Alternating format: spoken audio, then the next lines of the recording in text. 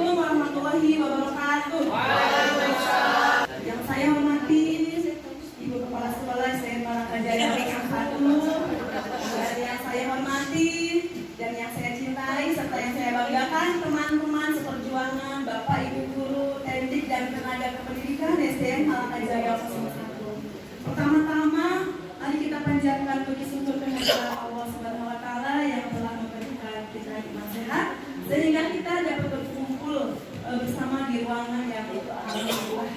Sejuk salawat beserta salam tidak lupa kita curahkan, kita haturkan kepada junjungan kita Nabi besar Muhammad SAW. Bapak Ibu yang saya hormati, perkenankan saya mohon izin saya berdiri di depan Bapak Ibu semuanya dalam rangka saya menyebarkan pemahaman dan penerapan pengamalan budaya positif. Ini adalah hasil dari oleh-oleh dari saya ketika saya memenuhi undangan dari Kementerian dan Kebudayaan Republik Indonesia. Pada saat itu saya mendapatkan materi tentang menerapkan budaya positif di sekolah. Inti dari yang saya terima pada pelatihan kemarin, budaya positif itu adalah suatu sikap yang ingin kita tanamkan kepada anak-anak didik kita di sekolah kita. Nah, tidak terlepas dari ini semua, budaya positif itu diprakarsai oleh beberapa komponen. Ya, di mana pertamanya ada perubahan paradigma belajar. Ini ada pengertian disiplin positif, kemudian nilai-nilai kebajikan, kebutuhan dasar manusia, motivasi perilaku manusia, posisi kita sebagai guru, dan keyakinan kelas serta segitiga restitusi. Berangkat dari teori ini semuanya, nah kita itu sebagai insan pembelajar wajib untuk menerapkan budaya positif di sekolah kita. Nah, budaya positif ini diharapkan ditanamkan kepada anak-anak kita itu melalui kesadaran di dalam diri hatinya.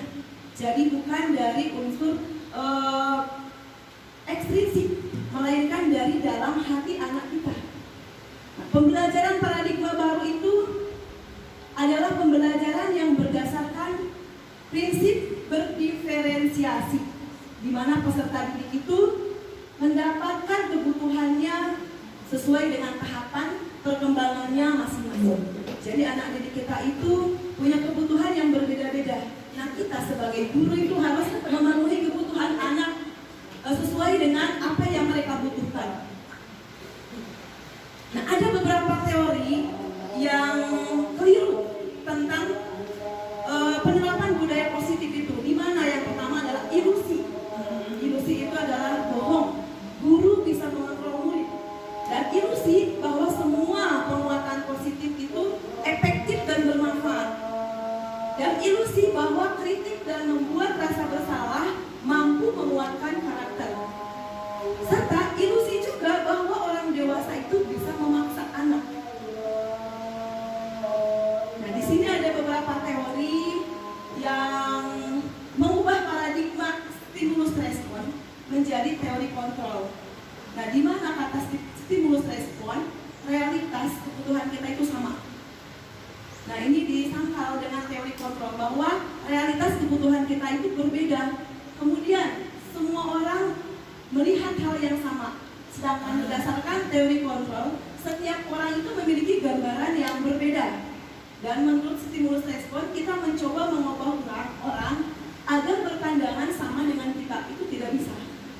Karena setiap orang itu akan berusaha memahami pandangan orang lain tentang dunia. Kemudian perilaku buruk dilihat sebagai suatu kesalahan. Nah, berdasarkan teori kontrol, semua perilaku itu ada tujuannya. Orang lain bisa mengontrol saya, sedangkan berdasarkan teori kontrol, hanya kita sendiri yang bisa mengontrol diri kita. Saya bisa mengontrol orang lain berdasarkan stimulus respon. Namun berdasarkan teori kontrol, Anda tidak bisa mengontrol orang lain. Nah, menurut stimulus respon, pemaksaan ada pada saat rujukan gagal. Namun pada teori kontrol, kolaborasi dan konsensus menciptakan pilihan-pilihan baru. Berdasarkan stimulus respon, model berpikir menang kalah.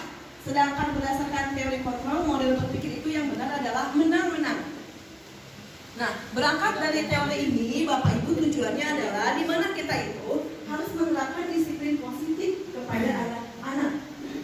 Nah, sebagai pendidik, sudah tadi saya sampaikan, tentu kita pribadi yang harus menjadi figur dulu. Setelah kita menjadi contoh yang baik buat anak, maka kita bisa menerapkan perilaku yang baik itu kepada anak-anak. Nah, disiplin positif ini berkaitan dengan nilai-nilai kebajikan. Apa sih itu nilai-nilai kebajikan? Pada kurikulum yang baru, nilai-nilai kebajikan ini kita kenal dengan istilah profil pelajar Pancasila. Ada berapa dimensi? Ada 6 dimensi. Hafal tidak kira-kira? Coba kita nyanyikan bersama-sama. 1, 2, 3. Pelajar Pancasila beriman dan bertakwa pada Tuhan Yang Esa dan berakhlak mulia, berkebudayaan tunggal, gotong royong mandiri, kreatif dan bernalar kritis.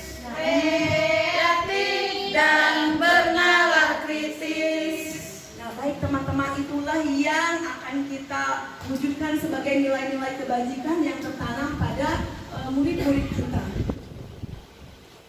Nah, pada dasarnya manusia itu melakukan sesuatu itu berangkat dari kebutuhan dasar manusia. Ada berapa macam kebutuhan dasar manusia? Ada 5. Yang pertama, dia melakukan itu untuk bertahan hidup.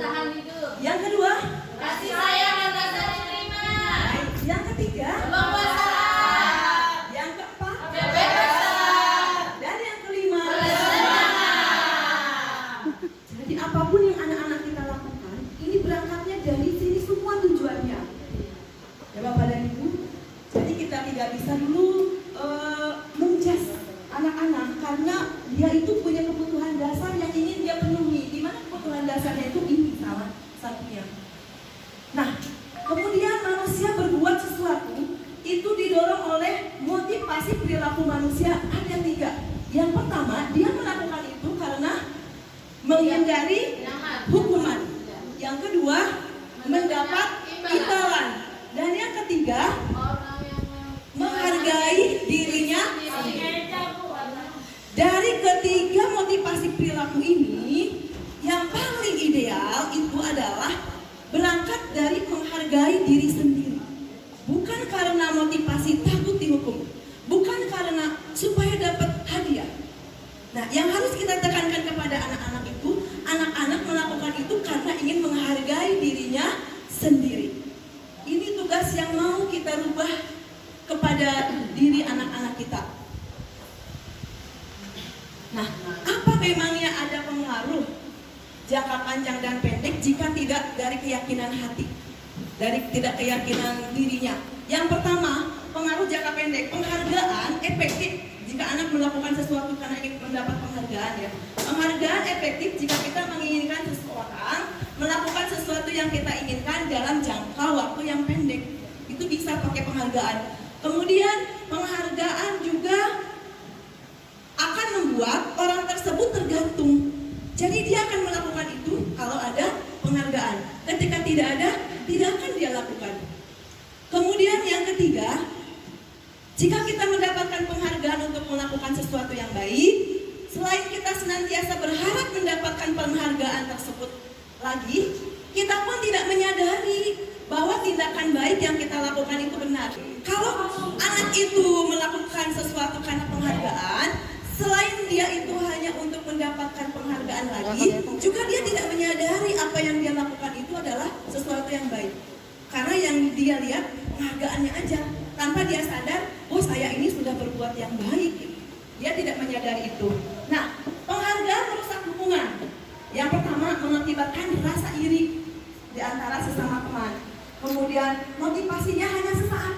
Ketika guru itu memberi penghargaan, ketika guru itu tidak hadir, tidak ada yang memberi penghargaan, dia tidak akan melakukan hal yang baik itu. Kemudian penghargaan menciptakan persaingan di kelas. Anak yang tidak pernah mendapatkan penghargaan jadi malas untuk melakukan yang lebih baik karena dia sudah berpikir saya akan kalah dari teman saya yang setiap kali mendapatkan penghargaan. Nah, penghargaan tidak efektif. Jika Anda melakukan ini, maka Anda mendapatkan penghargaan yang diinginkan. Jika saya mengharapkan sesuatu penghargaan dan tidak mendapatkannya, saya akan kecewa dan berkecil hati. Lalu kemungkinan yang terburuknya, dia tidak akan mau berusaha sekeras dari apa yang sudah dia usahakan sebelumnya. Karena dia merasa, percuma kemarin sudah berusaha keras, tetapi saya gak dapat. Jadi paling nanti saya juga gak bakalan dapat lagi. Itu dampak negatifnya dari sebuah penghargaan. Nah, kemudian apa yang lebih baik? Lebih baik itu adalah sebuah apresiasi atau pengakuan. Nah, pengakuan atau apresiasi ini harus adil. Jadi semua anak itu harus diberikan apresiasi secara khusus. Karena setiap anak ini memiliki kelebihan masing-masing. Jadi ketika kita mengapresiasi anak, berikan itu kepada semua anak. Misalkan anak ini apresiasinya tidak pernah datang terlambat. Kamu hebat, kamu ibu kasih apresiasi. Kamu sebagai duta, anak yang paling disiplin di kelas. Kemudian ada anak yang pintar menyanyi, berikan apresiasi kepada anak itu karena dia sudah paling pandai menyanyi di kelasnya. Jadi setiap anak itu berikan apresiasi dari nilai sisi positif yang dia miliki. Kemudian beri pengakuan secara pribadi, beri pengakuan kepada semua murid dan berikan pengakuan secara konsisten. Fokus kepada prosesnya. Proses anak sehari-hari itu harus kita hargai, kita apresiasi. Jadi beda ya apresiasi dengan penghargaan. Kalau penghargaan identik dengan memberikan hadiah berupa barang. Kalau apresiasi itu bisa berupa pujian, penguatan. Jadi seperti itu perbedaannya. Kemudian selanjutnya ada teori hukuman, konsekuensi, dan restitusi. Ini diberlakukan kepada tindakan yang anak lakukan. Dari ketiga ini sering kita lakukan ketika anak berbuat salah, kita memberikan hukuman. Itu secara spontan, anak sudah berbuat salah, kita berikan dia hukuman langsung. Kamu hari ini tidak mengerjakan PR, nanti kamu ngepel misalnya, kamu nanti piket. Nah, itu spontan, tidak ada kesepakatan di antara guru dan siswa. Kemudian yang kedua, ada kalanya kita melakukan konsekuensi. Kalau konsekuensi itu diberikan ketika anak belum melakukan pelanggaran. Jadi sebelum anak melakukan pelanggaran, kita di awal pelajaran membuat konsekuensi. Nanti kalau di antara teman-teman kita ada yang berlambat, ayo apa konsekuensinya? Anak diajak sama dengan kesepakatan kelas gitu ya? Ya, konsekuensi sama dengan kesepakatan. Jadi ada kesepakatan dulu dengan siswa. Nah, yang ketiga ini ada cara restitusi. Nah, restitusi ini proses menciptakan kondisi bagi murid untuk memperbaiki kesalahannya sendiri dan mengajarkan murid untuk mencari solusi sendiri terhadap kesalahannya itu. Nah, dari ketiga cara ini yang paling ideal itu adalah dengan cara restitusi. Nah, kemarin kita diajarkan bagaimana cara mendisiplinkan anak menggunakan pendekatan restitusi. Kemudian apa itu peran kita guru sebagai kontrol? Yang pertama, guru itu ada sosok yang seorang penghukum. Yang kedua, ada pembuat merasa bersalah. Yang ketiga, guru sebagai teman. Yang keempat, ada pemantau. Dan yang kelima, guru sebagai manajer. Nah, yang paling ideal di sini adalah guru sebagai manajer. Nah, di sini hormat kepada bendera selama 1 jam. Itu adalah tipe guru sebagai penghukum. Kemudian berapa kali bapak ibu ini harus beritahu kamu selalu saja mengecewakan ibu. Ini adalah guru pembuat rasa bersalah.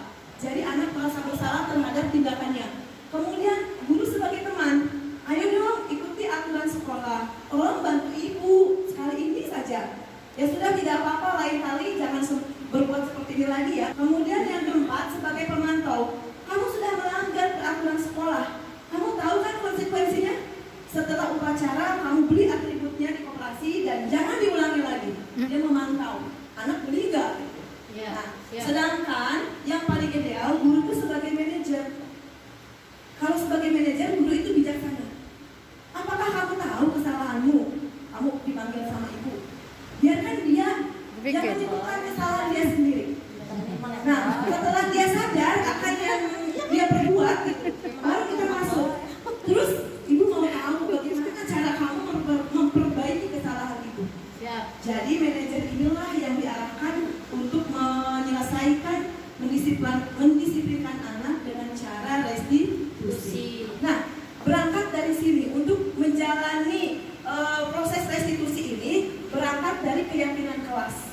keyakinan kelas. Kenapa bukan peraturan kelas?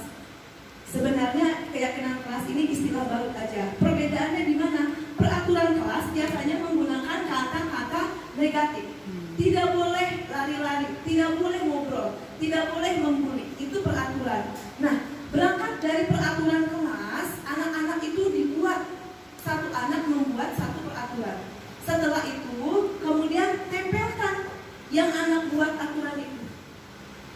Lalu kita kelompokkan dengan mengganti kalimat negatifnya. Tidak boleh buang sampah di kolong meja, tidak boleh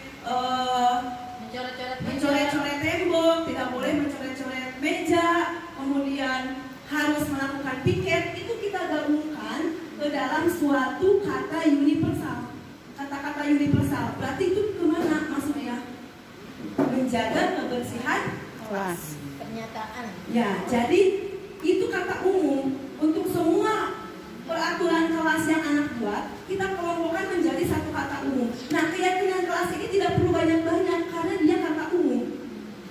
Pertama, yang tadi saya contohkan, menjaga kebersihan kelas, itu udah include yang berapa peraturan sudah masuk ke situ. Kemudian, tidak boleh ngatain orang tua, tidak boleh berkata kotor.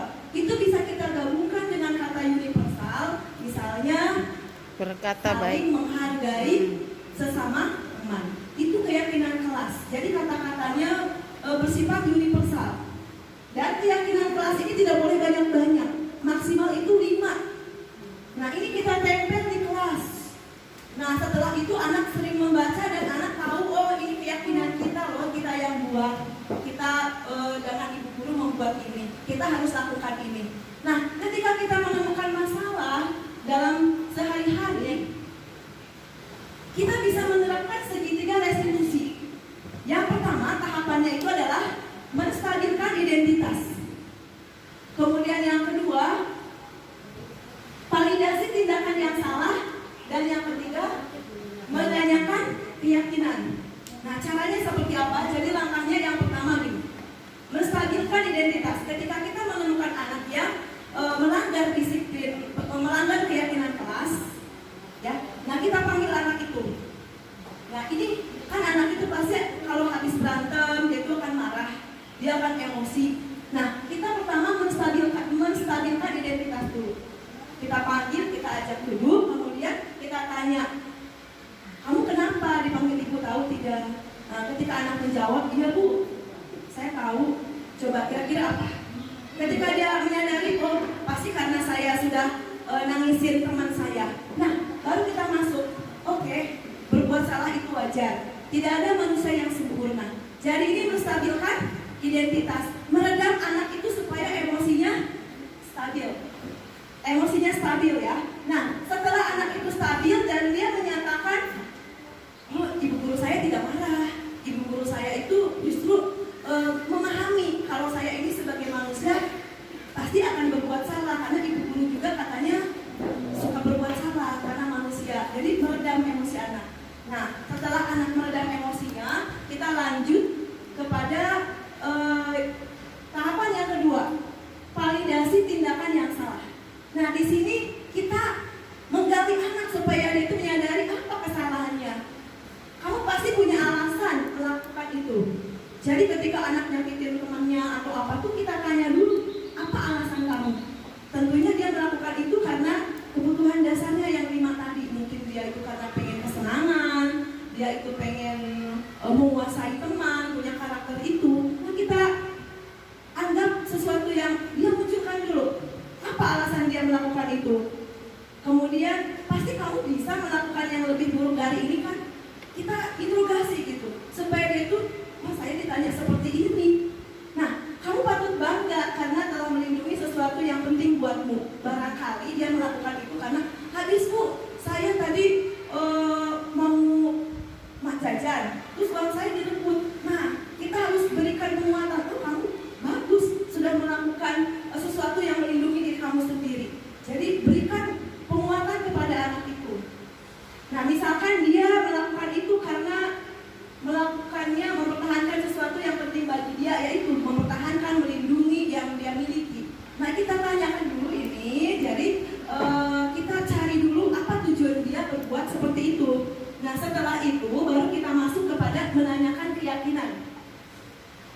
Kita tanyakan, kita kan sudah buat keyakinan kelas. Kamu hafal enggak keyakinan kelas kita? Makanya tidak boleh banyak-banyak supaya anak itu hafal. Nah, ketika dia menyebutkan keyakinan kelas yang sudah disepakati di dalam kelas bersama-sama, baru kita tanyakan, dari keyakinan kelas yang sudah kamu tahu itu, nilai-nilai mana yang kamu belum melakukannya atau yang kamu langgar? Biarkan anak yang bicara. Oh iya Bu, saya tidak menghargai teman.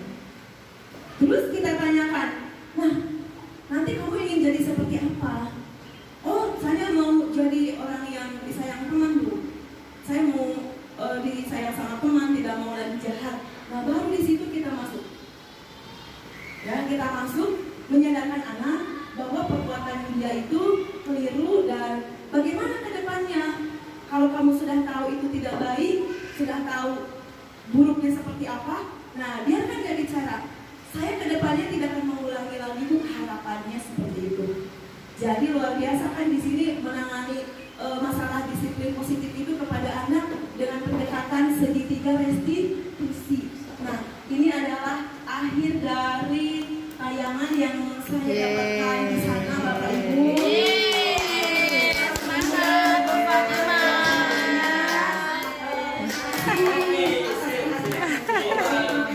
Wassalamualaikum warahmatullahi wabarakatuh. Waalaikumsalam warahmatullahi wabarakatuh.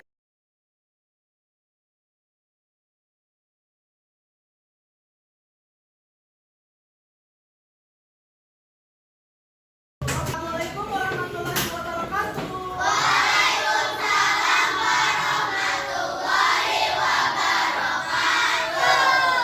Apa kabarnya anak-anak semua?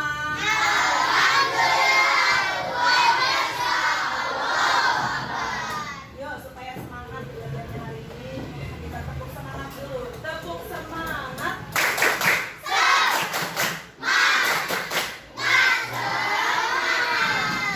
Oke, baik anak-anakku, hari ini kita akan membuat keyakinan kelas ya untuk kelas kita. Nah, keyakinan kelas ini penting kita buat dalam rangka untuk menciptakan suasana kelas yang nyaman, aman, menyenangkan, dan disiplin, pintar. Nah, sebelum kita merumuskan keyakinan kelas, terlebih dahulu Ibu akan memberikan kesempatan kepada kalian semua untuk menuliskan satu peraturan kelas yang kamu tahu ya di kertas ini. Silakan tulis satu peraturan kelas yang kamu tahu di sini ya.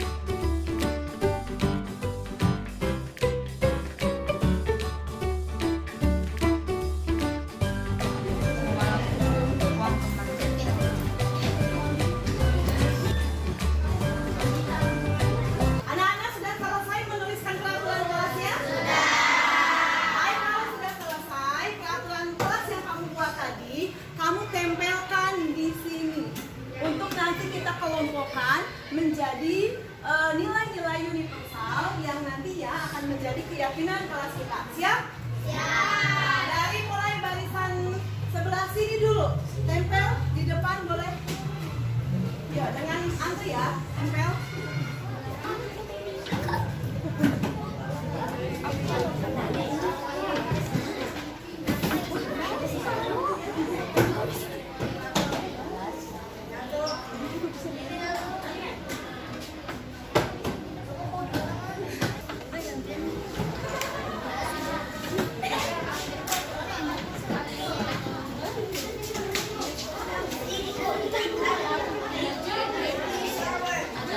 Lanjut, ayo barisan sini tempel.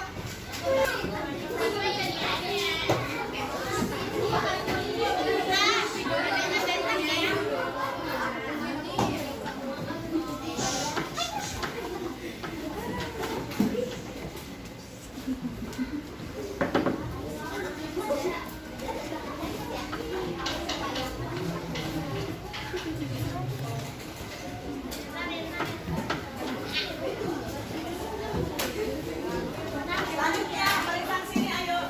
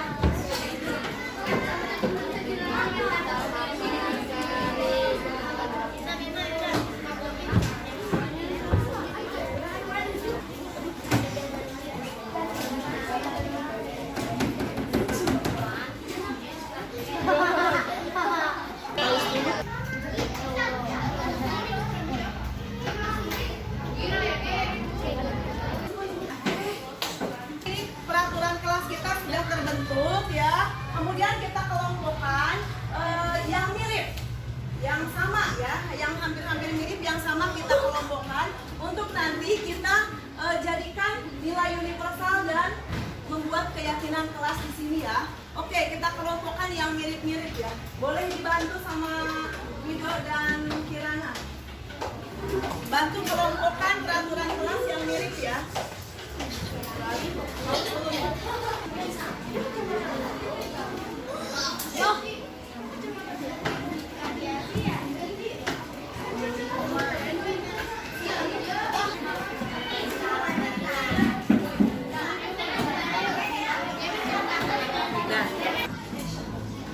Baik anak-anak, ini sudah dikelompokkan berdasarkan sifat yang sama. Yuk kita susun kata universalnya ya. Di sini ada peraturan kelas katanya tidak boleh ngatain orang tua, tidak boleh ngatain teman jelek, kemudian tidak boleh menghina teman, berkata yang baik dan tidak ngomong jorok. Universalnya apa sih itu? Kata universalnya apa? Kita tidak menyayangi teman atau menghargai sesama teman. Oke, jadi keyakinan kelas kita yang pertama yaitu menghargai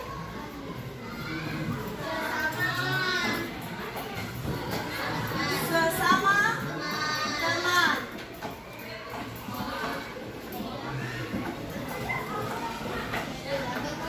Kemudian lihat yang kedua ya, di sini ada yang menuliskan peraturan kelasnya tidak boleh ngobrol ketika guru sedang menjelaskan. Kemudian selalu mengerjakan PR dan apa nih? Tidak bercanda saat sedang di dalam kelas. Itu kira-kira nilai universalnya apa ya? Belajar dengan sungguh-sungguh. Baik, keyakinan kelas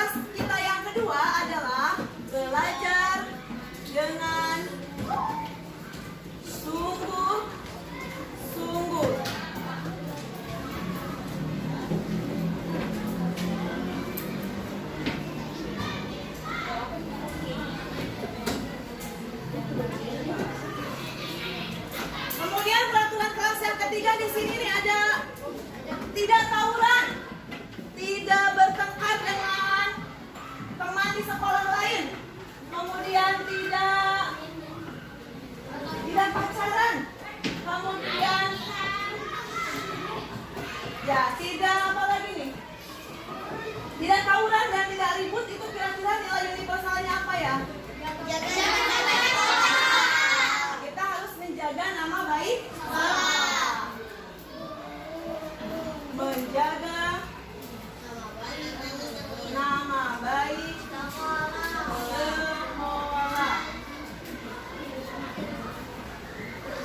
Peraturan keyakinan kelas yang ketiga. Berikutnya, perhatikan di sini. Peraturan kelas yang berikutnya ini. Tidak mencoret-coret meja. Tidak mencoret-coret tembok. Melaksanakan piket dengan baik. Membuang sampah pada tempatnya. Kira-kira nilai universalnya apa itu? Ya, menjaga kebersihan sekolah. Oke. Keyakinan kelas yang keempat adalah menjaga kebersihan sekolah.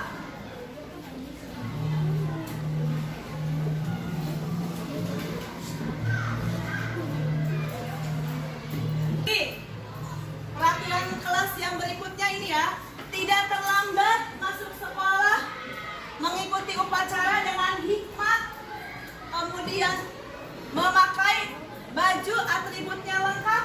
Kira-kira inilah universalnya apa itu ya? Ya, disiplin dan tanggung jawab. Disiplin dan tanggung jawab.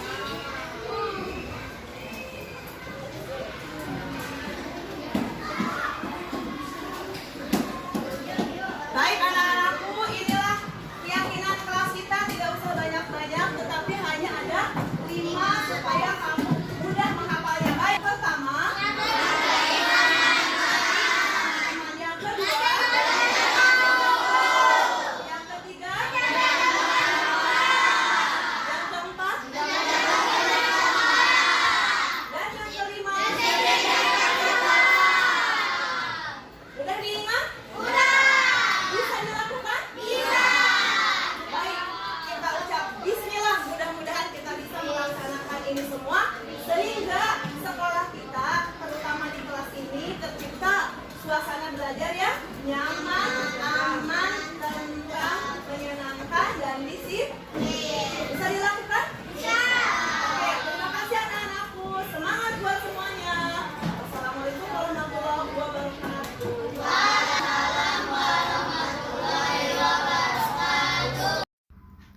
Untuk selanjutnya, keyakinan kelas yang sudah dibuat diparaf oleh beberapa perwakilan siswa tanda persetujuan. Keyakinan kelas yang sudah selesai ditanda tangan kemudian ditempel di tempat yang mudah dijangkau dan dilihat oleh anak-anak.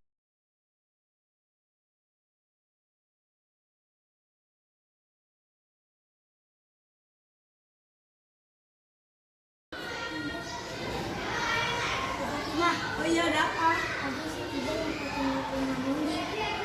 Terus? Iya. Kapan?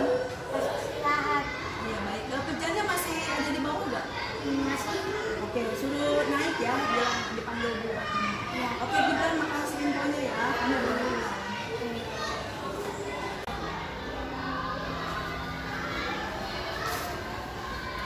Oke, Jan belum pulang belum? Oke. Tadi kamu ke atas disuruh sama siapa? Di belakang. Apa kata di belakang? Dipakai buku doang. Kamu tahu nggak kenapa ibu manggil kamu? Tahu. Nggak tahu. Ya, hari ini kamu belajar ya? Belajar. Di mana kamu belajar? Di pantai remaja. Sama siapa kamu belajarnya? Di Sama Munji. Oke. Jadi katanya ibu bilang Munji siapa? Munji nangis ya? iya. Kira-kira Ejan tahu nggak sih kenapa Munji nangis? Tahu. Tahu. Tahu. Kenapa dia nangis? Karena dia pakai fotonya Sama siapa? sama saya. Coba ibu mau tahu kamu melakukan itu pasti ada alasannya. Boleh tahu nggak kenapa kamu melakukan itu? Kan dari tadi kan saya beli es tuh. Terus saya lagi minum, terus saya disenggol botolnya, jadi saya ke masuk hidung air. Oh, jadi kamu tadi lagi minum, kesenggol, airnya tumpah gitu, kena muka. Oh, oke, ibu tahu pasti semua orang kalau digituin pasti akan marah ya. Ibu juga pastinya akan berbuat seperti kamu. Ketika minum kesenggol kan jadi nggak enak. Nah, ibu juga pasti akan melakukan seperti itu. Dia akan melakukan seperti kamu karena tidak suka. Namun sebelumnya kamu tahu nggak kira-kira itu Mundi sengaja nyenggol atau nggak sengaja karena rame? Nggak tahu. Nggak tahu. Jadi kamu nggak tahu sengaja apa enggak? Iya. Tapi kamu marah. Terus apa yang kamu lakukan? Ngumpetin botol yang tadi doang. Diumpetin botol minum. Dia cari botol sampai nangis itu. Oke. Kalau misalkan kamu tidak tahu dia itu sebenarnya sengaja atau enggak, nah kemudian kamu balas, itu kira-kira baik nggak menurut kamu? Iya sih. Nggak baik. Tapi kenapa kamu lakukan itu tadi?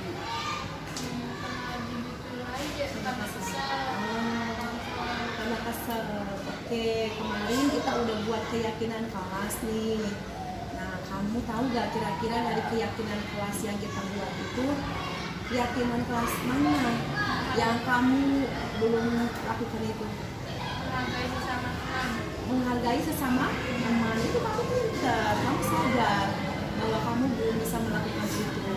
Oke, untuk selanjutnya apa yang akan kamu lakukan setelah tahu?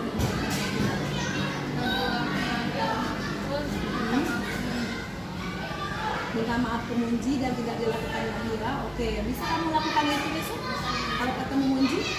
Oke, terima kasih. Kamu anak hebat. Jadi kalau kita sedang emosi, sedang marah, itu jangan gampang terpancing ya. Kita lihat dulu apa dia sengaja atau enggak. Kayak tadi itu kan nggak sengaja. Jangan kamu balas dengan hal yang tidak bisa kamu lakukan besok ketemu Munji. Apa yang kamu lakukan tadi? Minta maaf, terus habis itu ngajak ngomong. Oke, pintar. Ibu salut sama kamu. Ibu bangga kamu anak yang pandai ya untuk menyelesaikan masalah.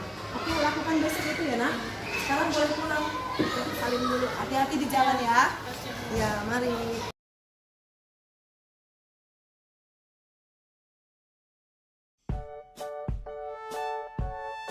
Assalamualaikum.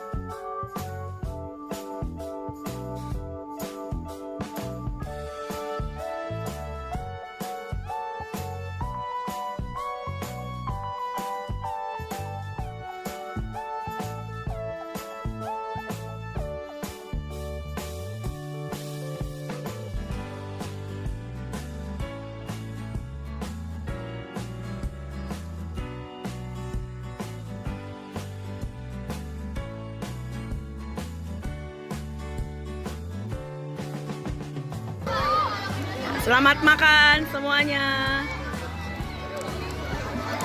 Harun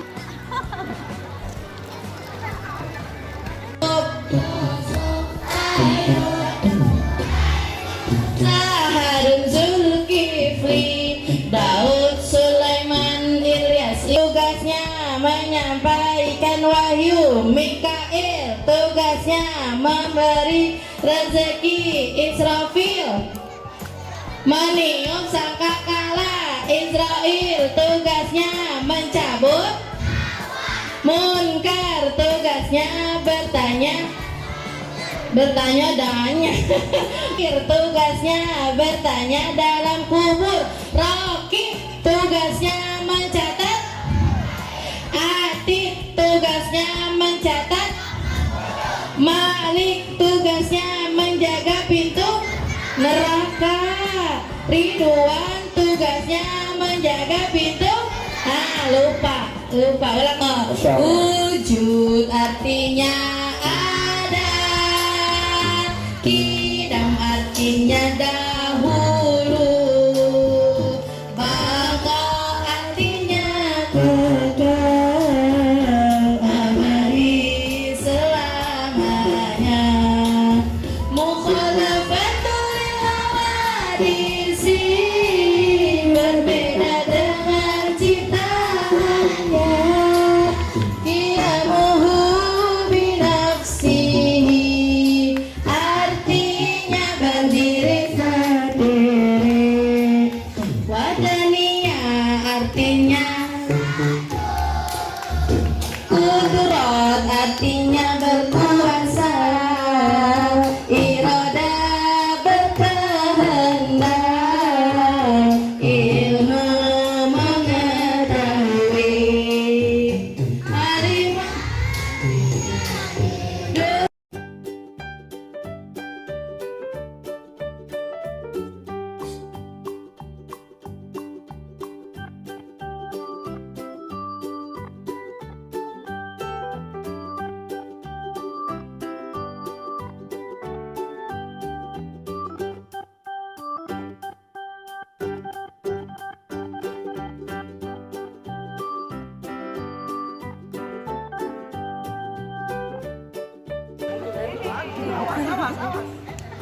tegak, gerak.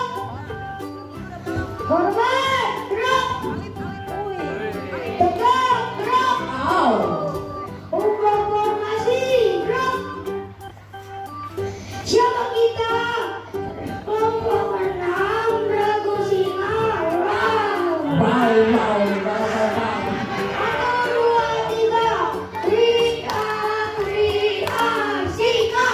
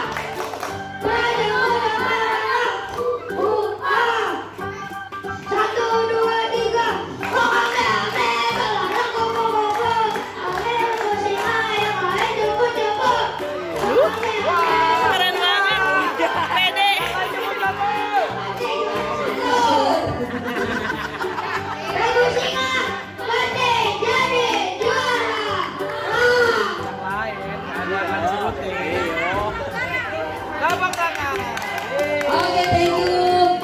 Ragu Singa, Royal Lion, ya. Oke, nah ini yang lain cupu-cupu.